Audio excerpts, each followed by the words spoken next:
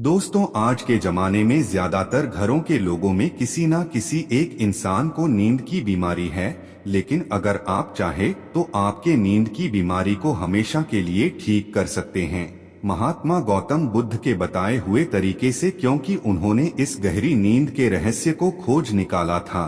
तो चलिए जानते हैं गौतम बुद्ध के कहानी के माध्यम से गहरी नींद का रहस्य और सोने का सही तरीका क्या है।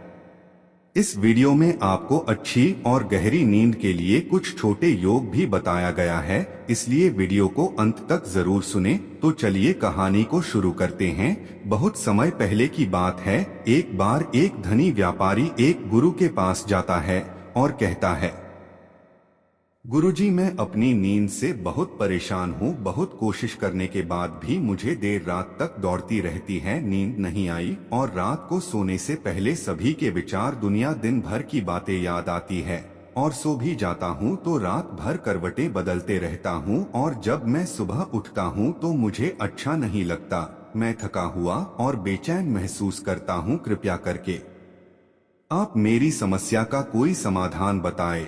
मैं आपको आपकी समस्या का समाधान बताऊंगा। मैं आपको गौतम बुद्ध की गहरी नींद के रहस्य के बारे में बताना चाहता हूं। उस व्यापारी ने कहा, जैसी आपकी इच्छा। गुरुवार को बौद्ध गुरु खाने लगे। तथागत गौतम बुद्ध जब सोते थे तो रात भर इस अवस्था में रहते थे कि कभी करवट नहीं बदलते थे। रात को जो अवस्था में सोते थे, सुबह तक उसी अवस्था में रहते थे।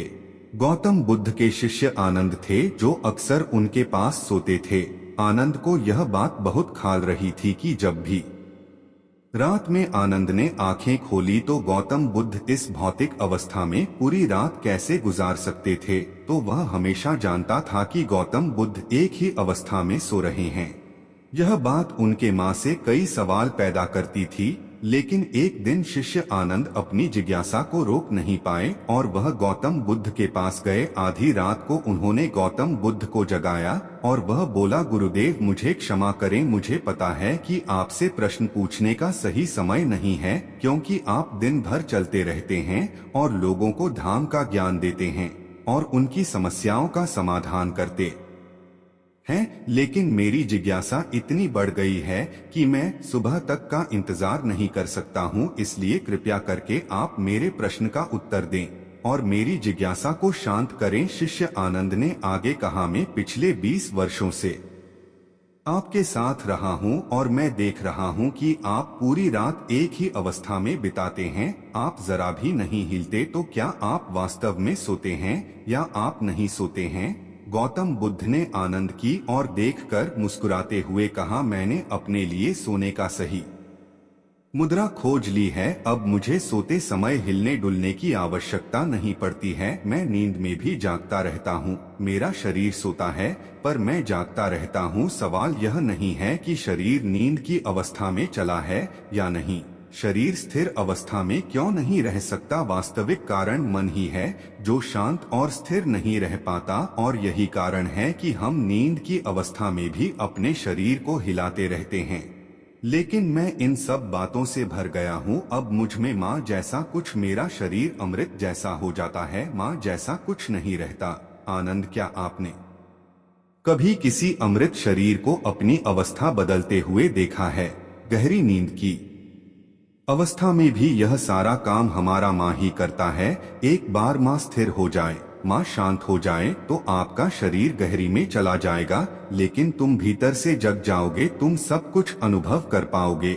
सोने के बाद भी अपनी जागरूकता एक छोटे से जलते हुए दीपक की तरह निरंतर पर होगा। कहानी समाप्त करने के बाद बौद्ध गुरु ने धनी व्यापारी से कहा, एक बुद्ध व्यक्ति ने केवल अपने शरीर को पूरी जागरूकता के साथ देखा है, बल्कि वह अपने माँ को भी पूरी जागरूकता के साथ देखता रहता है। एक बुद्ध व्यक्ति की तरह नींद नहीं आई है, पर सामान्य व्यक्ति जब सोता है तो बेहोश हो जाता है। उसे अपने आसपास के बारे में पता भी नहीं चलता, इसलिए वह अपने सपना भी नहीं चुन पाता। लेकिन जब एक बुद्ध व्यक्ति सोता है तो वह जागता है, जैसे सुबह उसकी आंखें खुली होती हैं। वैसे ही एक बुद्ध व्यक्ति की नींद में होता है। इसीलिए कहा जाता है कि एक बुद्ध व्यक्ति कभी नहीं सोता है।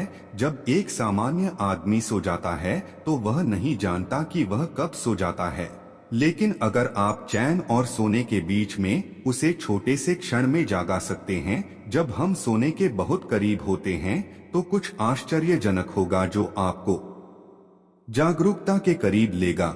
यह सुनकर उस व्यक्ति ने कहा, गुरुजी, मुझे इतनी गहरी आध्यात्मिकता की बातें समझ में नहीं आई। कृपया करके आप मुझे आसान शब्दों में समझाएं कि मुझे गहरी नींद आसानी से आ पाए। बिस्तर पर बैठकर पढ़ाई करते हैं और ऐसे कई काम वे अपने शयन कक्ष में ही करते हैं। कक्ष का अर्थ सोने का स्थान होता है, लेकिन लोग इसका प्रयोग अन्य कार्यों के लिए भी करते हैं, जिससे हमारे मस्तिष्क में चयन कक्ष का कोई निश्चित अर्थ नहीं होता है।